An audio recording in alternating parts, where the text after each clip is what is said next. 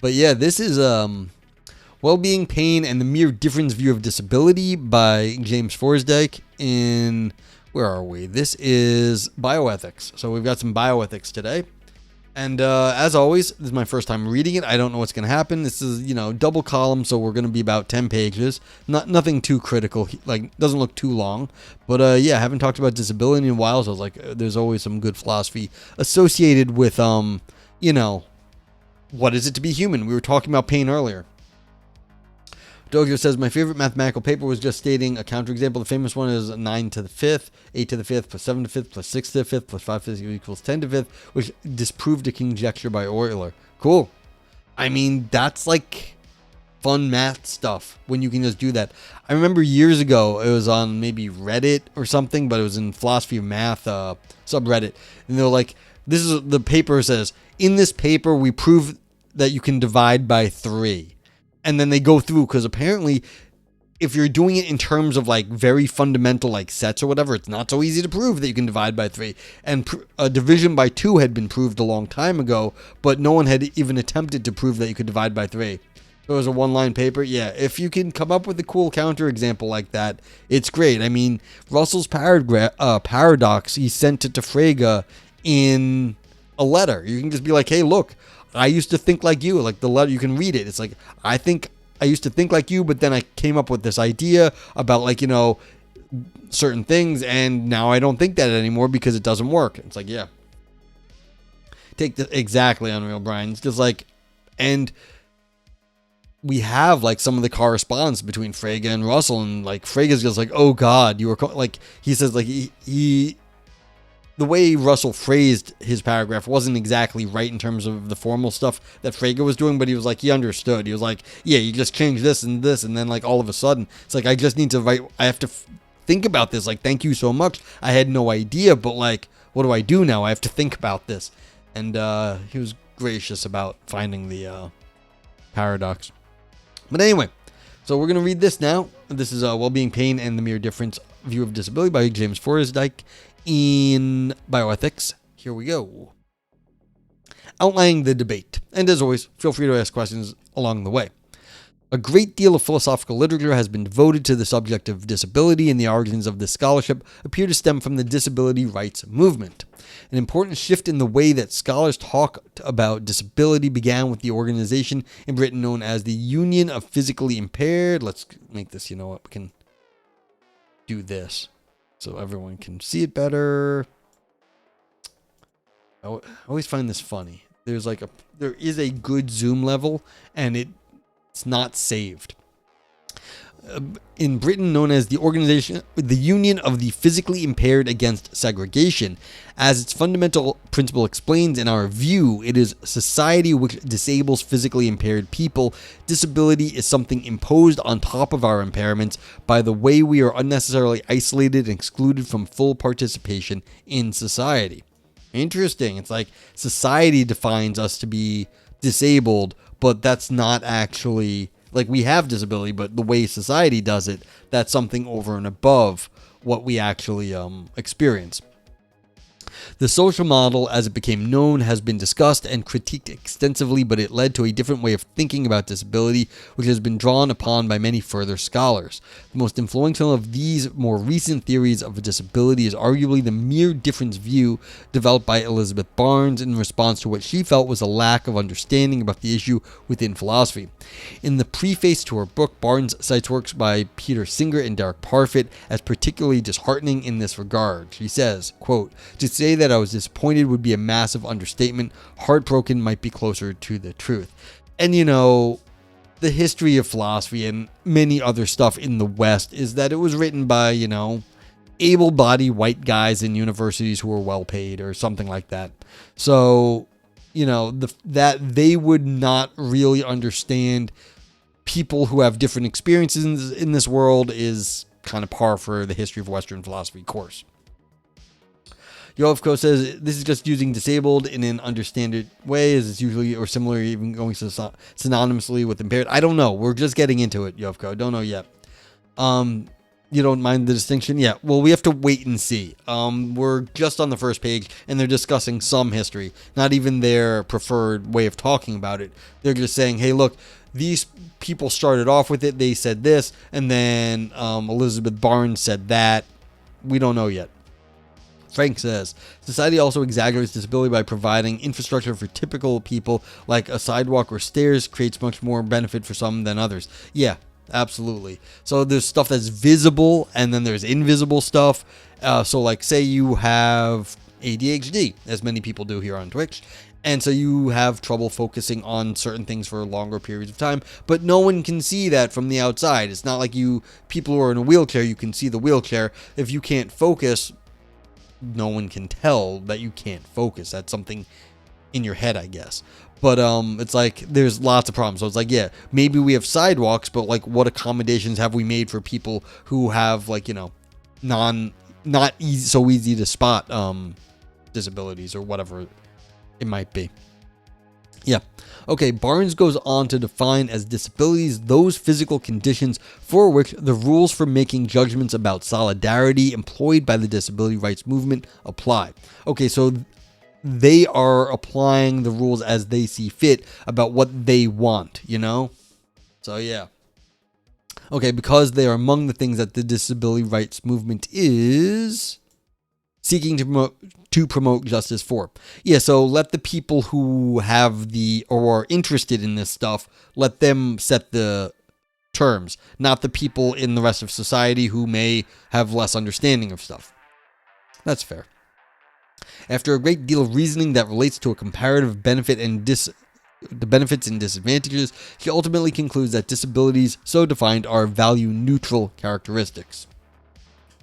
Yofko says a lot of the Peter Singer and Derek Parfit quotes often get misinterpreted. If someone is less able to experience suffering or less able to have desires than under some common forms of utilitarianism, they are less of persons in the technical sense of being less important in terms of moral responsibility and such. I mean, I don't know enough of their stuff to, like, rule on, like, what you said, but, you know, Kant is famous for, you know, treating people, like certain peoples, as not actually human. And again, like, yeah, as you say, in the utilitarian tradition, there are also very scummy things too. So now, of course, there's always the defenders, like all these big name people have, like, well, you know, there's a different way to slice it. Like, so what? It's like, you know, yeah, but maybe in the grand scheme, it just doesn't look that good. And you have to, like, you know, massage the theory to get it to work. That's all fair. But again, this is all background stuff here. This is not an anti-Parfit or an anti-Singer paper here. This is just doing some of the background history. We haven't gotten to anything yet. While the author thinks that the issue of disability may be fruitful in ethical conversations, I am skeptical as to whether Barnes has really provided a satisfactory framework for understanding disability herself. In this essay, I shall first outline the mere difference view that she advocates for, and I shall then present some problems for her explanation that derive from certain disabilities' propensities to cause pain. I then present three possible responses that would be consistent with Barnes' argument and that may show promise in favor of mere difference. I argue that none of these options is successful and that Barnes draws too broad a generalization from her initial very context-dependent account. I suggest that reductionism about disability is a more accurate response given her assumptions. Okay, so here's what we're going to do. This is going to be going against the Barnes account. Fine, what is the Barnes account? The mere difference hypothesis. Here I shall outline the hypothesis in question, and then I shall draw out the relevance of pain as a potential counterexample. The mere difference theory of disability states that disability is not something that in and of itself lowers your well-being. You think you agree with the author here? Okay, well, we will see. A variety of factors are said to aggregate such that for some individuals at certain times, disability may either contribute positively or negatively to their overall well-being. For instance, having a disability in a highly prejudicial society might engender a well-being reduction, but such effects would be the result of treatment of disability within society and not necessarily the disability itself. Barnes parallels disability with homosexuality, arguing that even if there are locally bad elements to being gay, even away from social prejudice, such as an inability to reproduce with one's partner, this does not make homosexuality value negative, and similarly that therefore any pain associated with disability might be a local bad that does not necessarily bring disability as a whole into the category of bad difference. So yeah, it's like I was watching a video on YouTube or on Reddit earlier, and it was a teacher helping a drum student, and the teacher was like super hyped, and the kid was actually like really like focusing on what the teacher was doing, and was able to do a complex drumming thing. And they did the drumming thing, like they were able to play along with a complicated thing, and the teacher was like super pleased, the kid was super pleased, and only in the last second could you see that the kid did not have all the fingers on either of their hands. For drumming, that doesn't matter. They were able to grasp the sticks just fine. So it's like, yeah, if that person wants to be a drummer, it's not going to affect them. And of course, what was it? There's a famous drummer who's only one-armed. They are an excellent drummer. You can clearly be a drummer and not be of like the typical hand having variety. It's like, it's cool. But like that does make some sense. Like the way you want to live your life may not affect, like having a physical difference may not affect how you live. Yeah. Okay. Continuing. Similarly, she identifies painful or uncomfortable aspects of being female and other, nevertheless, value-neutral characteristics. She therefore refutes the divisiveness of the objection that identifies this association between disability and pain as indicative of disanalogy. She asserts that some people are better off with disability and some do not take it very well, and for them it reduces their welfare, but it depends upon external factors as well as factors internal and specific to that particular person. For some, a particular disability like blindness may be construed as having a positive impact on somebody's life, the example Barnes uses being the resultant lack of need for self-consciousness. As such, disability is value neutral. We cannot predetermine its case-by-case value. I mean, in more general terms, moral particularism exists. Like, just saying anything that exists has some sort of morality to it. In general, given by a theory, it's like, does that really matter? Only in the particular situation does this matter. And so, like, you have to figure out in that situation what there is. So this is kind of a moral particularist view about human bodies. Like, you may have like a different body than everyone else, but for your particular case, it may be beneficial. It may not be so good. So it's like, yeah, that's the one. The drummer from Def Leppard, I'm forgetting his name, who lost an arm in a car crash and got a drum kit special set for using the one arm. Yeah. And so, I mean, I'm remembering the Bloodhound Gang song for people who are old enough, where there's a song where it's like, and the drummer from Def Leppard only has one arm, and the drummer from Def Leppard only has one arm. So it's like, yeah. That's what I had in mind. Bloodhound Gang. Continuing. But blindness is not painful, and so if the mere difference advocate wishes to generalize her claim to disability as a general category, she must show that it holds true in these cases too, in which disability seems conducive to pain. Rick Allen. Thank you, Dojo. While being female may lead to certain pains, these pains are not themselves intrinsic to or defining features of being female. But some people experience chronic pain, and that pain itself defines what it is for them to have disability. Yeah, and this is the shitty thing.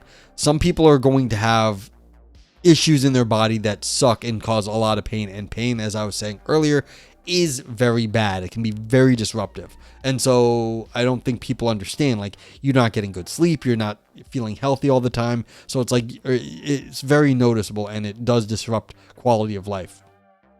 Okay, so it appears to me that to uphold the equivalence claim between disability more generally and in all of its forms and value neutral characteristics as sex or sexuality, the mere difference advocate must show that the case of chronic pain does not trouble her account, and accordingly it seems to me that such an advocate may pursue three argumentative options.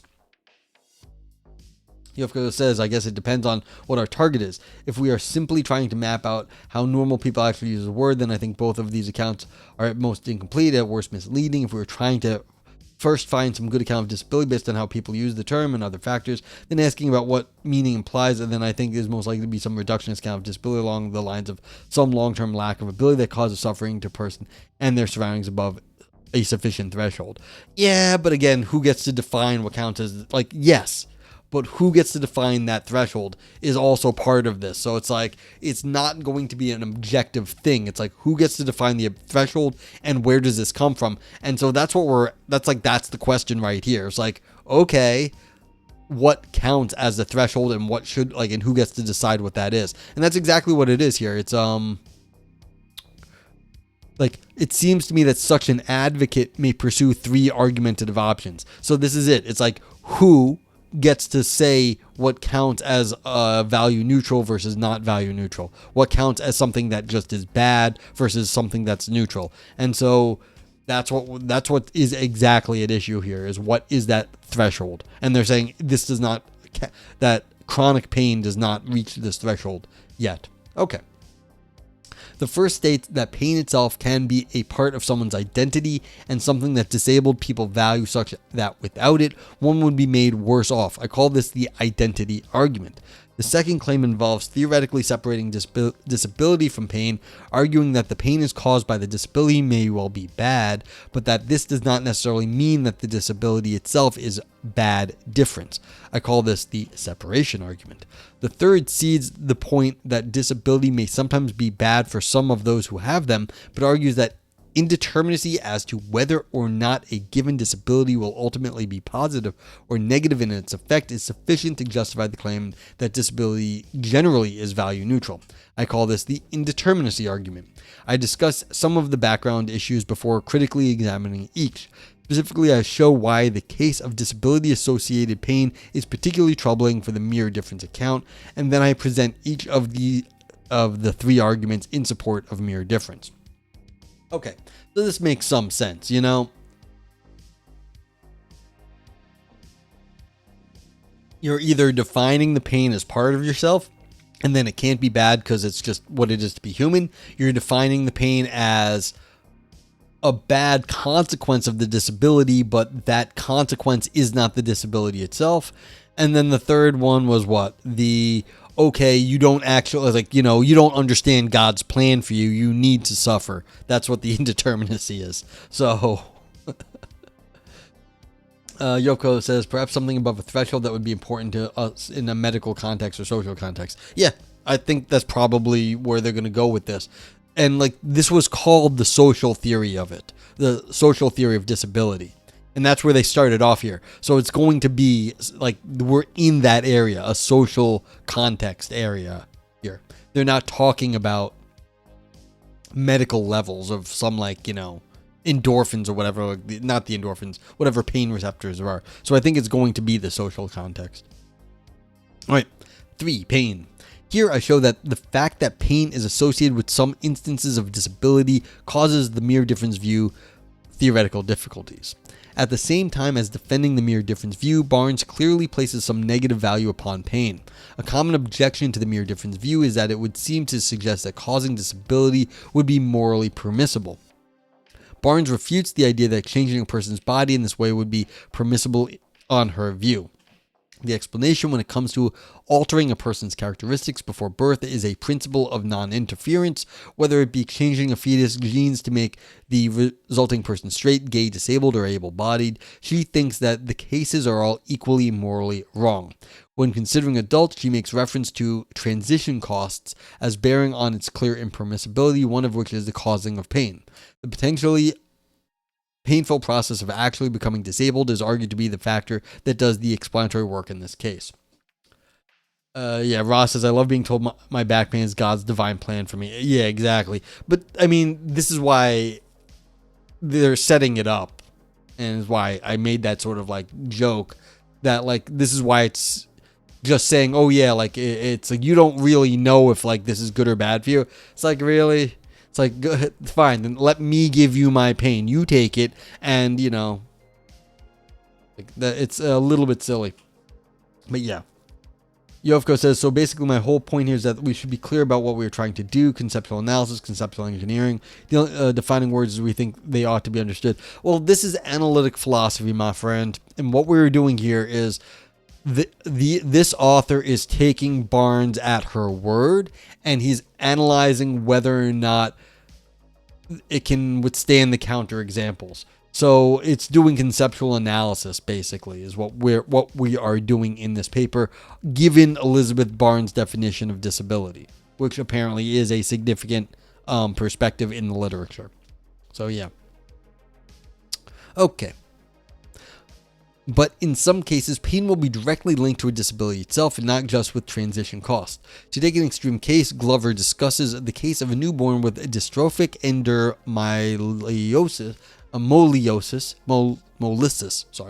dystrophic epidermolysis bullosa, who died after 12 weeks of genetic disorder-induced agony. Barnes refers to Parfit's discussion surrounding the causing of better or worse off future people to exist, in which Parfit uses an example strikingly similar to that given by Glover. Here she rejects the intuition, concluding that it is not actually wrong to cause a disabled person to exist. Barnes' negative value judgment of transition cost pain then seemingly disappears as soon as it becomes associated with the consequences of living with a disability. As Kahane and Savulescu suggest, a theory's generating intuitively implausible consequences should give us reason to reject or reconsider it. The most common objection to mere difference is, in some form or another, as discussed, that to designate disability and non-disability as equal in value might entail that either is permissible to cause disability or that it may be impermissible to prevent it.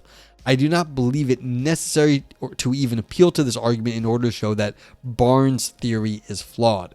Considering Barnes' stated conclusions will be sufficient enough. Her dismissal of relevance when it comes to disability-related pain is one such counterintuitive conclusion, as is her commitment to there never being any wrong in causing disabled infants to exist, all being equal, regardless of the disability or its severity. Yeah, so if you can say, look, there's going to be a kid in tremendous pain, and we assume pain is bad, then how can you say, with the idea pain is bad, that the disability is not bad? Like, if the disability leads to massive pain, then it seems like the disability is bad in that one case. So it's hard just by theoretically, like I was saying, conceptual analysis. How do you square that? Having thus shown that the issue of pain appears to generate some inconsistencies within Barnes' account, I will next consider three primary defenses of the argument that she could plausibly make, showing that for each, the logic behind them is questionable and that the conclusions overgeneralized to the point of implausibility. I start with the first major line of defense consistent with her account, which I have called the identity argument. The identity argument. Consider the way in which Barnes arrives at the conclusion that disability is mere difference. The same logic could be applied for pain. Under certain circumstances, pain may arguably be a good thing, and so generally might be classified similarly as neutral simplicator. Take away pain and we are no longer aware when we need to avoid something dangerous, like touching something hot. It is an instrumental function in certain contexts, and this could manifest in a number of other senses too. Mere difference proponents could consider making the claim that pain can be character building for disabled people. Wait, what? Yeah, so, okay. I didn't think like this sentence was going to end the way it was. I said, look, people do say it's character building, and that's why pain can be good. And so, but like saying character building for disabled people, why did those people need special character building, like pains? Like, that's just kind of insane to me. It's like, yes, you need character building, sure, but like you disabled people, you need more character building. Like, fuck you. Wow, okay.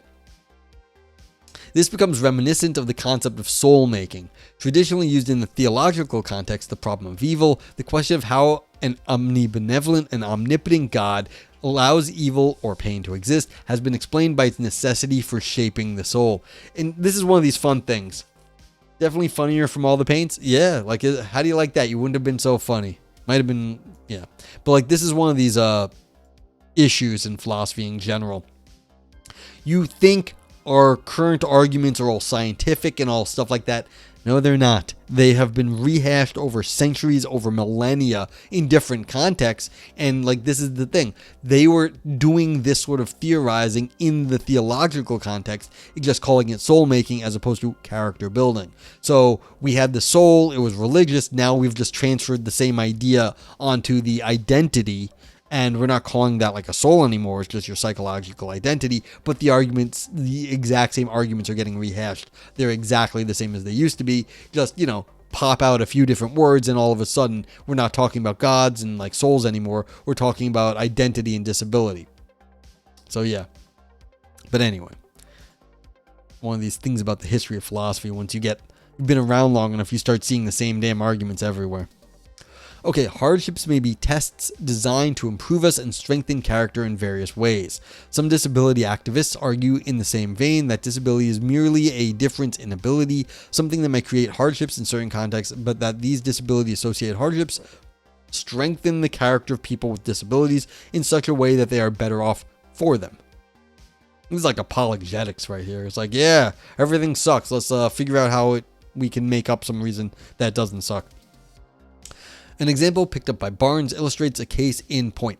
Here she describes the argument presented by La Spina. La Spina argues that she is proud of her disability despite the chronic pain that it causes, and that this is rationally equivalent to her being proud of her Italian nationality in spite of the existence of the Italian mafia. Fair. Like, not everything in the history of Italy is great, but you can still be proud to be Italian. Barnes quotes her, saying that she is happy and proud to be a person with a disability with whatever pain there is. That's part of it. End quote. Perhaps a person with a disability has had to face challenges that others have not, such that those experiences enrich their character positively far beyond the intrinsic badness of the pain experienced. I mean, if you don't see where like this is kind of ridiculous, it's like, okay, why do you need to have this specific disability to get character building? Couldn't you do anything else in the world to get it? Ross says, sure makes you learn something about radical acceptance. Yeah. You hate this, Ross? Yeah, I'm not surprised. Because the question is simply whether the trade is worth it. Is the character building going to give you more utility than the suffering that caused it? It's worse than that, Yovko. It's like, yeah, maybe you're going to get some character building, but this just seems abusive at this point. And trying to explain away the abuse. It's like, okay, I'm going to beat you up and you're going to be tougher for it. It's like, well, couldn't you have gotten to be a better person without me beating you up? It's like, it just seems like an abusive sort of mentality here. I don't like this at all. Let us grant that disability is not necessarily intrinsically disadvantaged and that contextual contingency matters, as Barnes so argues. Gahane and Savulescu argue that there is another way in which something can be bad, namely that it tends to produce more negative experiences than positive on average. Yeah, alternatives. Frank says, perhaps you are all underestimating how much young, white, able-bodied, straight, cis men suffer. Perhaps, Frank. I mean, we hear so much about the loneliness epidemic. Maybe if they had a disability, they'd have more of a community, and then they wouldn't feel so alone. So maybe that's the case, Frank. Disabilities, they argue, are often factors that reduce well-being overall and would even discounting social prejudices. Barnes often charges arguments from such intuitions about disability as deriving from widespread ableist attitudes, but Barnes herself, in defense of her theory's compatibility with hedonism, admits that pains would need to be correlated with pleasures in order for a painful disability to be value neutral. So do disabilities involving chronic pain bring people benefit in equal amount of the cost? And this is exactly where you were getting at, I think, Yovko.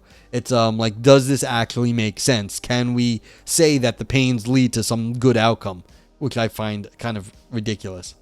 You have to say, hey, I'm a young, able-bodied cis man. Yes, and so do you think you'd be better off, Yovko, if you were disabled in some way? And you suffered a lot, I've no doubt. But would you be better off with all the suffering you had and a disability? Yeah, as it's defined in this paper. Dozier says, I understand the argument in very specific circumstances, not in the context presented regarding pain, but I think my going through cancer treatments gave me a perspective that I would not have had if I hadn't gone through them. Exactly. You get perspectives if you didn't have them. And so, like, you do learn things because of these experiences. Now, the question is, would your life be better or worse or just different given a different, not having cancer? So, would you want to have cancer again? Again, just to get new experiences from cancer? I mean, it just seems do you want the experience of losing a hand, so you'd then be one-handed? It's people don't usually make those sorts of things. Yeah, exactly, Yovko. You'd rather be born as you did, perhaps even, beautiful and more extra able-bodied. Yeah.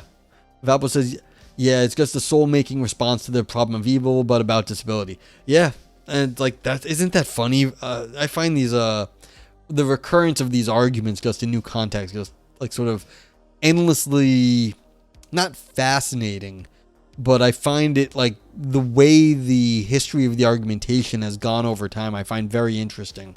You just see how people have at first it was this one idea, and then the science and the context changed, and the same idea just gets rehashed. It's we had gods and then we had minds, and it's well, we don't know where the soul is, but we don't know what the mind is. And now we kind of have artificial intelligence, and we sort of think we do kind of understand the mind, but there's still some part about that we still need a spark to give it something else. It's okay, we've been moving from just these big ideas that we don't understand to we understand more, but then again, it's just rehashing the same damn thoughts. Yovko says, I think a big problem with her approach is also that a lot of heavily disabled people, heavily sense of suffering a lot, would actually rather not have been born with them, just because some, mostly those suffer less, think they would rather have been born with the same as they are. Doesn't mean everyone or most would. I think that's where we're going, is that the overgeneralizations that this author mentioned, saying it's you're making too many generalizations about all the different kinds of disabilities, and especially ones with regard to pain. So I think that's right. Okay, continuing. Even if there are unique experiences to be had from being disabled, such as participation in a disability culture, it is not all clear that most disabilities are a mere difference. A disabled person could have access to said disability culture if their chronic pain levels were an average a 2 out of 10, and likewise the same level of access if their pain severity reached a 9 out of 10. Similarly, with other unique experiences and benefits to being disabled, it seems very implausible to suggest that a disabled person's experiences of the good aspects multiply in either rough or precise concordance with the extent and severity to which one experiences negative consequences such as pain. Theoretically, we could take a given disability and ask what the effect of adding more pain would be. I have serious doubts that positive experiences would increase with every additional incremental increase in pain. I will henceforth talk of unnecessary pain as referring to that pain that has no instrumental function or that goes above and beyond having any further character building utility. And I think this is a fair argument by the author that, you think, even if you think that you got something out of your disability or your sickness or whatever it is, your sickness could have been worse. Would you have actually gotten more out of it in terms of the experience for having been sicker? Probably not. There's probably only so much you're going to gain out of any one sickness, and anything over that amount of knowledge or experience you gain is excessive. And so they say, look, there's going to be excessive stuff. Douglas says, the fallacy of extending truth beyond its boundary. Pain can be character building, sure. Therefore, chronic pain can be really character building. No. Yeah, exactly, Dojo. Exactly. The mere possibility of pain being a positive or neutral fact of life for some disabled people such as Lespina does not make it true in all cases. And this is what I think I was saying to Yovko, is that it doesn't apply everywhere. Yeah, very well summed up. Yep, agreed, Frank. Nadelhofer provides an account of his own chronic pain that stands in direct contrast with Lespina's. In fact, he would say that he would pay any price for a treatment, even if it subtracted years from his life. Oh yeah, that's what I was thinking. There was a classic comedian, one of these old school comedians. This is years ago. And this is when Conan had his late night show, and he only agreed to go on the late night show because he had gotten treatment for some chronic pain, and he wanted to have the opportunity to tell people about it. So he would not have normally agreed to be on Conan's show, but he agreed to be on Conan's show, and Conan was like overjoyed to have this like classic old school comedian come on. And like, he was there though just to promote his thing, and Conan was a little bit grumpy about that, but you know what? It was fine. Like, Conan was very happy to have this guy. But it's like, the guy was like, I would have done anything to get out of that pain. And it was like, it was like an implant, like a spinal implant. It was like complicated, but like it was an actual thing. Like, he was like, dude, this is like so, like, any price for this treatment. I'll even go on a show I don't want to go on to like let other people know about it. There's a similar discussion about neurodiversity. Yeah. So there's definitely, because people are treating autism like in terms of disability studies. So neurodiversity is in the same discussion. Absolutely. I can tell you, like, I don't think like other people. I always was like off doing whatever my own thing was. So I'm probably some version of neurospicy. I'm not autistic as far as I can tell. Maybe I am, whatever. I don't know. But like, I don't react. I like, whenever people describe it, I'm like, that's not my experience. So I'm my own version of stuff. It wasn't fun not getting along with people. I can tell you that. Character building, maybe, sure. I had to figure out a lot of stuff. Been a shit ton of work, I'll tell you that. Would I have done the work anyway? Probably. So it's like, I don't feel like a benefit from being the way I am. I just happen to be this way. If I personally think some level 1s and even level 2s might have actually been better off with their ASD. Yeah, it could be. I don't know. But it might also mislead people that are perhaps level 3 or suffering a lot from it. Yeah, like, that's the issue. It's like, who gets to draw that line? You don't get to draw that line for other people. Gary Goldman, that's what it was. The electroconvulsive therapy. Thank you, Dozier. Yeah, I remember. I saw that live. I saw that when it was aired. Not live. I saw it when it aired. Yeah. And not all that suffering is social stuff. Yeah, exactly, Yovko. Like, yeah, it's not fun to have, like, issues. Oh, yeah, Gary Goldman, yeah. That was a while ago. Okay, clearly chronic pain can make one's life go worse. Chronic pain can be intrinsically unpleasant, disruptive to one's life aspirations, can make a person worse off than counterfactually would be the case, and is overwhelmingly bad for some people. Hence, among sufferers, 30% struggle with suicidal ideation. See, that's a lot. It's not good. So, yeah. At this point in an argument, Barnes appeals to a generalized characterization of disabled people's experiences as positive, as evidence that pain has little influence as to whether disabled people value their disabilities. This evidently ignores some people's experiences, but even if we ignore the problem of interdisability generalizability, a more fundamental problem exists in her logic. Barnes emphasizes that given the existence of a troubling history relating to minority groups not being listened to, we have a sufficient reason to take disabled people at their word in this case. But arguments based on induction have their drawbacks. A minority of people see it as absolutely necessary that they be as skinny as possible. Some people are drawn into a very unhealthy minority of culture, perhaps with its own rules of solidarity and encouragement, which believes that being anything but incredibly thin is bad for you or your image and encourages anorexic self-starvation. This is not, in fact, healthy. Hence, minority groups are not guaranteed to always be right.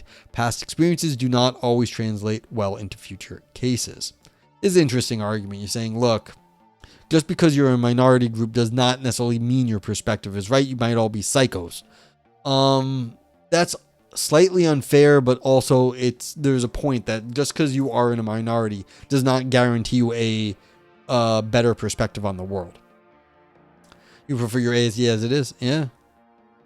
Frank says, I would not now choose to get rid of my autism, but if you'd explained everything clear to me at any time before I was, say, 25, probably would have. Yeah. And that's the issue. It's hard being young before you figure anything out. And so, like, having any sort of issue that's, like, out of the norm compounds. And so it's like you have the problem of being young where you don't know anything and it's hard to get by in society, plus all the other issues that come with, like, being not neurotypical. And that's a pain in the ass. Now, people get older, they figure shit out and find out what works for them, and then it gets okay. But again, like, different points in your life, there's going to be different things, and it's hard to make that call and generalize over entire people's lives. Yeah. So, Okay, if Barnes were to refute the thought that these people form a minority group, then I would point to the fact that she defines disability as supposed mere difference in much the same way as being characterized by those things that the disability community cares about promoting the culture of and justice for. Likewise, paralleling Barnes' argument that not being disabled, perhaps specifically not experiencing chronic pain, makes a person epistemically unfit to judge how badly off a person with said disability might be, I could point to the fact that using the same logic would preclude judgment in the case of people starving themselves to be thin, or indeed in other extreme cases. I do not know what it is like to be in a permanent coma, but I know that it is bad without having been there. Barnes seems to want philosophy to work differently when a minority group is involved, but we have good independent reasons to say that unnecessary pain is bad. Yeah, so this is the problem. You're assuming that all disabilities are on par. This author is pointing out that pain disabilities are special, and people who might just be into a lot of pain might like it, but that doesn't mean that you should generalize to everybody. So it's like, yeah, some people like pain. Maybe some people like being anorexic. That doesn't make them right. Like, I'm not a doctor. I'm not making any call on this. But, like, there are people who say that's wrong, and there's other people that say it's right. You know, you don't always take the person's word for it. Sometimes they do have a medical problem. Okay. Otherwise, one may interpret Barnes' argument as saying that the pain of having a certain disability may feed into the person's identity in a unique way, without which the person in question would no longer be themselves. Perhaps Lespine is proud of who she is in the sense of all the things that which make up me. Some of these elements might be bad for her life, but she would not go without them on the basis that they constitute who she is at the present moment. If pain has a significant impact upon a person's character, then perhaps it would be legitimate to prefer to remain as one is. What? You're not a doctor? No, I am not. My highest degree is a BA. I am not a doctor. So yeah. Do not be taking my medical or financial advice. I am not qualified to give either medical or financial or any other advice for that matter either. The only advice I can suggest is like argument analysis maybe. I think I'm kind of good at that, but even then, if there's other philosophers out there, you should probably listen to them because they're more important than I am. Yeah. And Dr. Nono, exactly. Dojo says, we have a good independent reason to say that necessary pain is bad, but this is a dangerous generalization too. Exactly. And that was the thing the author was saying, is that there's too many weird generalizations going on here in Barnes's argument. Yeah, BA, exactly. I'm a very strange person. I write philosophy and get published and just do stuff like that. Exactly, Yovko. You'll have it done soon. Socrates never got a PhD, by the way. Fair. So it's like, yeah, it's not how being able to do philosophy is not the same thing as having a degree in it. So there's a lot of things like that, for that matter. A lot of high-level programmers dropped out of college because they were just good at the programming. You don't need the paper to guarantee your skill if you have a portfolio. I don't know if Apple says, I don't know, you're out publishing quite a few full-timers. I know. I'm very annoyed at my recent rejections too. Like, I was very annoyed at them. I'm like, why is this not getting published? This is good. I can do it now. But like, yeah, like, I do not see the schooling as necessary. You, unfortunately, nowadays, the chance of you being able to do philosophy with no schooling is low. You'd have to put a huge amount of time in. But the advanced degrees, like, there's a lot of people with advanced degrees, and, you know, some of it's good, but you need some background. It's just very hard if you have no background. But yeah. So, but that's what I have. I have content. I don't have letters behind my name. Or after my name. Anyway, continuing. There are two flaws in this argument. First being alleviated of pain would not cause a drastic change in psychological continuity. The person would most likely retain any disability-related influences on character building that they had accrued throughout their life so far, and assuming that this is a positive, then also being alleviated from future pain seems like a further benefit. The claim would rely upon there not being diminishing marginal returns on character building from future pain, and as I've established, it does not seem true to say that any benefit to being disabled would increase proportionally with the experience of further pain. Yeah, so you've had the pain, you understand the pain. If you lost the pain, would you be so different? Maybe in the future, but not immediately, and that's like you're not going to forget immediately. That's not how things work. Second, let us posit that someone has a preference to keep their disability-associated pain, and even assume that this is a reasonable preference for them to have. It does not follow from having a reasonable preference for staying the same that doing so will be the best thing for them to do, nor does it follow that other people should adopt the same preferences, such that we could say for all cases of disability, they are mere differences. Yovko says, back at the Socrates time, there was no option for getting a PhD. If you look at the historical figures in philosophy, most of them actually were academics or had some significant academic experience. Yeah, I mean, there's questions about how philosophy and the academy interact and how should it interact. That's for like another time, but I am an unusual case. I don't know of anyone else like me in this space. So it's like, this is just by numbers. There's probably a few people out there somewhat like me, but it's just the way I am at the moment with academic philosophy is, as far as I can tell, it's kind of rare. And I'm not trying to say I'm special.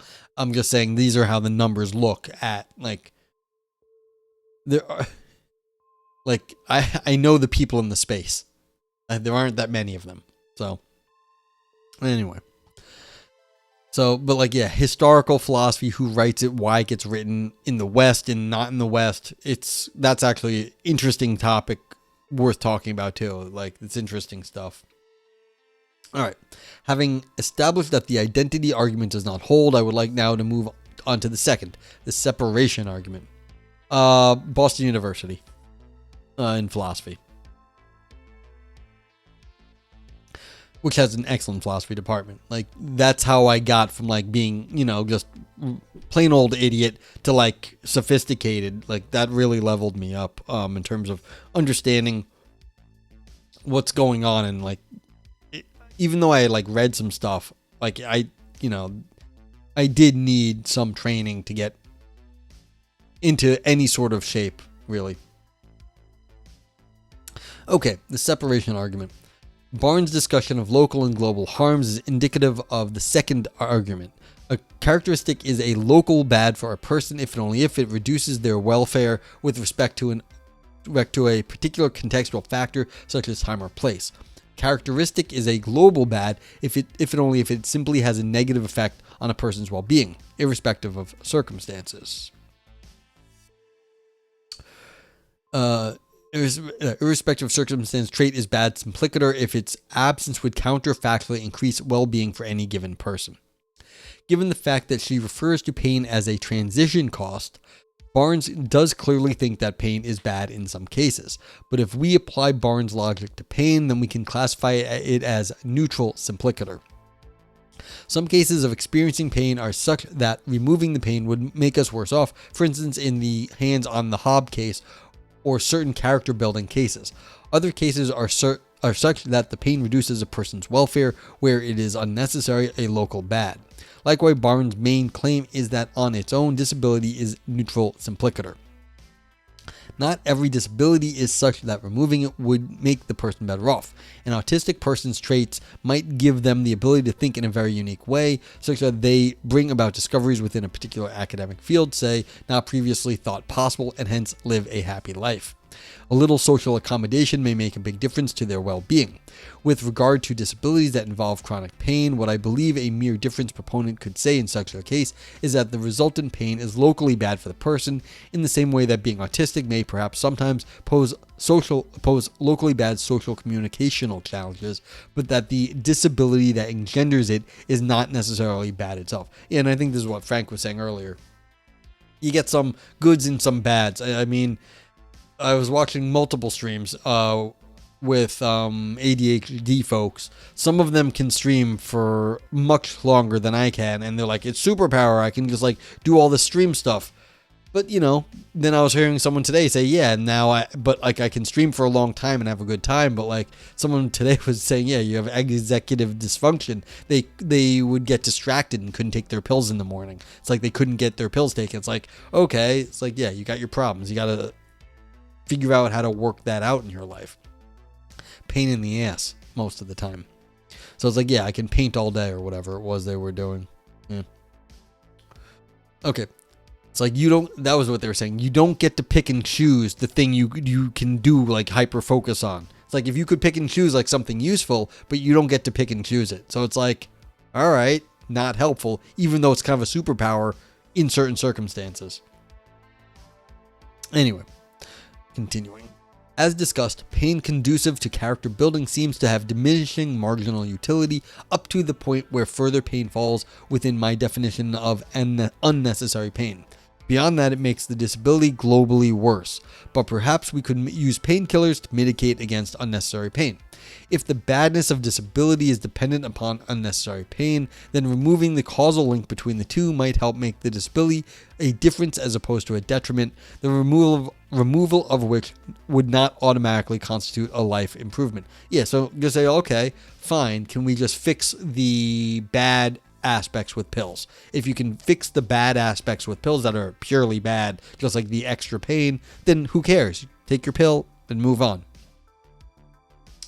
But this only shows that some disabilities could hypothetically be brought into the realm of being contingently mere difference where they would not be otherwise. This would all depend upon context. Having a plentiful supply of painkillers worldwide might thus make a chronically painful disability less of a bad quality. But of course, as things stand, chronic pain is not something that can be totally prevented. Even the idealistic possibility of detaching the causal link between disability and unnecessary pain is not sufficient to prove that all disability is mere difference. First, as mentioned previously, an individual's preference for something based upon their own subjective experience does not independently make that thing something that is as good as the alternative. Second, if based on Barnes' definition, Richard III was disabled, then her conception of disability covers those who lived in the past and experienced chronic pain. Hence, if these two are instances of disability, some instances of disability on Barnes' account are clearly bad differences, particularly given the existence of overwhelming chronic pain both in the past and in the present day. No appeal to a hypothetical detachment of unnecessary pain from disability will change that. Yeah, I mean, this makes sense in the sense, consider that people don't always understand, or we don't always have access to, or have yet discovered the right way to deal with pain and other medical issues. So the idea that we're just gonna be like, oh, we should separate out the bad pain from the disability. It's like, well, that is sort of a very technological perspective, and that might not be something we have access to, or should even be the right way of viewing it. Like, oh, we have to fix the pain problem, but not what caused it. Page 799, what book is this from? This is from a journal. A lot of times journals will publish multiple editions throughout the year, and so it will every year starts at 0, but then you get a book that's 300 pages, and then the second edition will be, start at 301, and it'll go to 600, and then the next one will go from 600 to 900, and so you'll get page numbers 799. So this is one way journals do it. Some journals publish a lot, so being page 799 in a journal is not actually that crazy. It's just how academic publishing is. Unreal says, sometimes a journal will have a whole year's worth of issues of single continuous. I'm like, that's exactly what I was saying. Yeah, journal. There are also 1,000-page handbooks. Yeah, so you could get 1,000-page textbook. Easy. Yep. Yeah, so this is in bioethics. I mean, you could look this up. If you go on their website, it'd be very obvious if they're just doing continuous numbering, like Unreal said. Yeah. Barnes does not rely on this argument from social accommodation, instead claiming that her view is compatible with disability being associated with disadvantages that cannot be mitigated against by society. Rather, critically, her claim is actually that there is never a systematic connection between a disability's disadvantage and a disabled person's overall well-being. But as I have shown already, there are disabilities that predictably and reliably significantly shorten lifespan and cause unbearable chronic pain that make sufferers' lives worse off. It would be implausible to suggest that these disabilities are mere differences. Yeah, and in some sense, I understand Barnes' argument here. This is people just saying, well, I say you can't separate the pain from the disability, and Barnes is saying, well, you can separate the pain from the disability. Now, what is the right answer there?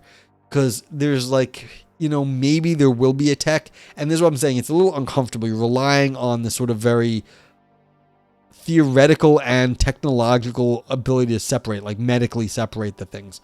I don't know if this is, I don't like that on Barnes' side, but the author here, this is not a knockdown argument in my opinion. They're just insisting that you can't separate out the chronic pain.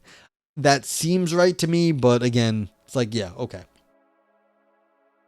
As neither of these options work, a third defense argument is necessary. This defense acknowledges that some instances of disability are bad for those who have them, but tries to circumvent this via appeal to indeterminacy. And this is the argument that we were kind of poking fun at earlier with it's just like, oh, this is God's plan. You just don't understand it. It's like, well, I don't give a fuck. I'm in pain. The indeterminacy argument. Fundamentally, Barnes is open to the fact that the value-neutral model could be compatible with the claim that individual disabilities are in fact bad differences. She simply feels uncomfortable with the thought that we might say of a particular disability that it is or is not mere difference, and cautions against trying to determine which are on the basis of the inductive minority group experience claim that I have determined is on shaky theoretical ground. Barnes would appeal to this indeterminacy as evidence that when we speak about disability, we cannot determine in advance whether a case will turn out positively like Lespina's or something very negative like Nadelhofer's. Here then lies the final defense of mere difference. If we cannot automatically predetermine whether a person's having a disability will make them worse off, then perhaps disability as a cluster concept is a mere difference. However, this too is vulnerable to the argument from tendencies. Winning the lottery is a good thing even if it can sometimes make people's lives worse via conflicts or privacy feuds. If certain disabilities tend to make us worse off, then the existence of a few good experiences is not reason enough to generally ascribe value-neutral status to them. It seems perfectly conceivable that someone might say of a particular disability, generally X tends to be a bad thing, but I found it a positive experience. Yeah, and this argument I think is going towards my particularism that I brought up earlier. Like, if everything is just judged in the particular case, you can say, well, there is no global way of judging a disability because everyone's life has to be individually looked at. The author here is saying, look, no one likes pain. No one likes chronic pain. Chronic pain sucks. So it's like, it's hard to say that like everything is going to be individual because there are sort of like these generalities. Rod D says, my dad and I both have spinal cord injuries. I'm sorry to hear that. That sucks. He broke his neck in his mid-30s and is quadriplegic. Part of his injury has damaged his pain receptors and he doesn't feel pain. I damaged my back minorly enough not to qualify for surgery. However, I've had pain every moment since my mid-20s. Is one better off than the other? Yeah. So this is the question. If you're looking at the particular instances, maybe one person will fall down on one side saying this is better than the other side saying that one's better. And who's to say? Now, is this indeterminacy like enough to say, well, all disabilities are value neutral? It feels like that's the wrong argument, that all disabilities are value neutral. Well, maybe you're just a hardcore particularist where everything has to be looked at in context. But that's not to say that there aren't just like general bads out there. Like, why would anyone choose to be in more pain? Like, yeah. So maybe, but like, again, it makes it, I don't think this argument against Barnes is knocked down, but it makes Barnes it makes it less plausible. So yeah, but we'll see where we get to it because this is like the last page and a half here. Okay, importantly, I think that this final argument reveals a major contradiction within Barnes' theory.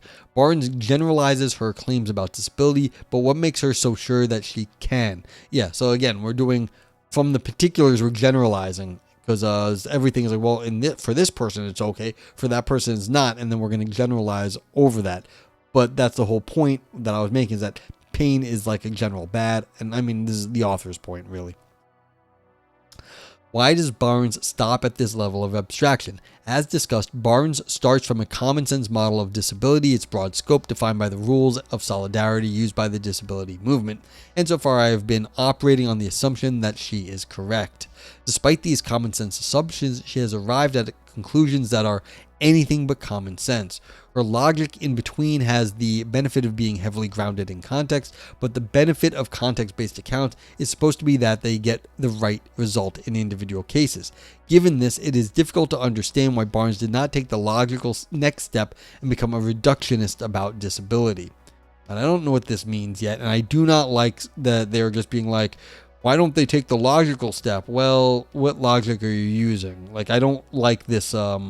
This seems like bad argumentation on the author's part. This is just like, well, you're saying this is not logical what Barnes did. It's like, okay, you don't like it. None of this is formal logic here. Like, it isn't. So what are you actually claiming in these, with these words? Let's find out. Reductionism about disability. So this is what the author thinks Barnes should have said. If Barnes is correct in saying that social and environmental context as well as personal context matter to disability, if certain circumstances combine to determine whether or not a disability's adverse effects are balanced by positives, then the extent to which mere different status holds true is likely to vary not just between different disabilities, but also between different people within separate manifestations of the same disability.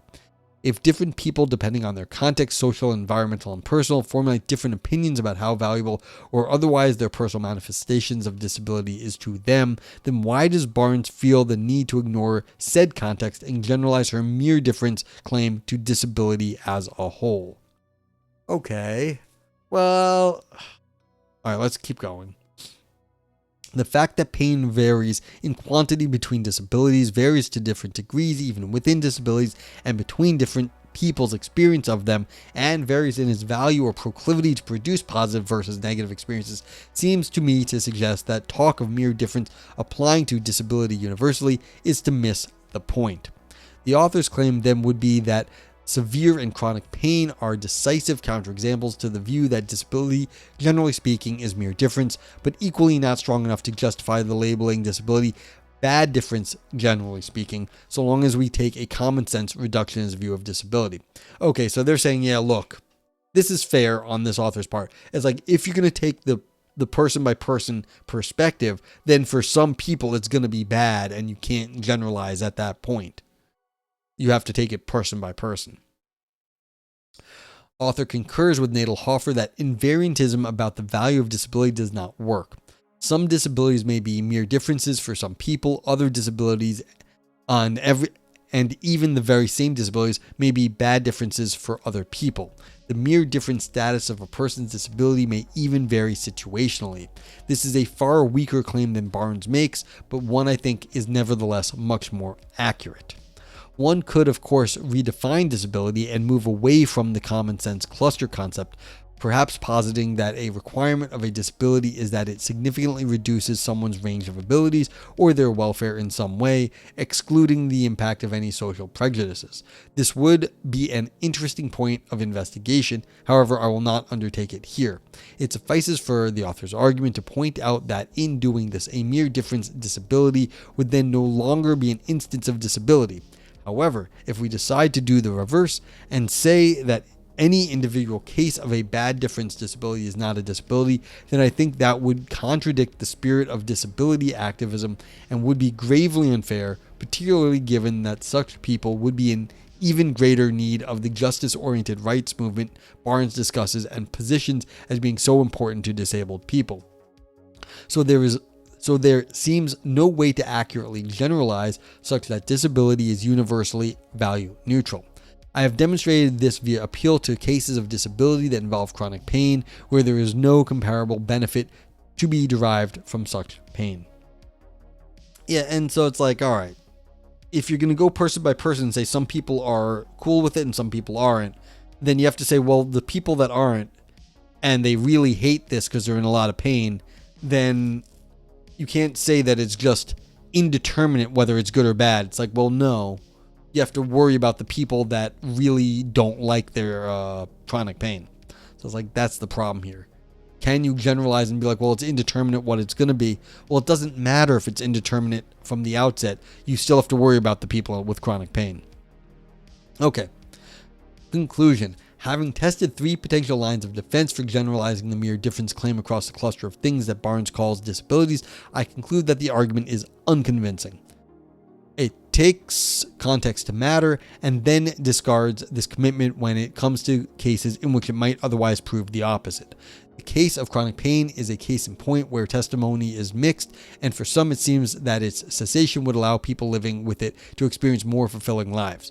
Having said that, there are cases where disability, as is commonly understood, will be a mere difference, and I think cases where choosing to remain disabled could be an entirely reasonable or even rational preference. It is simply not an issue that we can generalize about, and this stems from the fact that disability, as is currently conceived of, is such a heterogeneous category.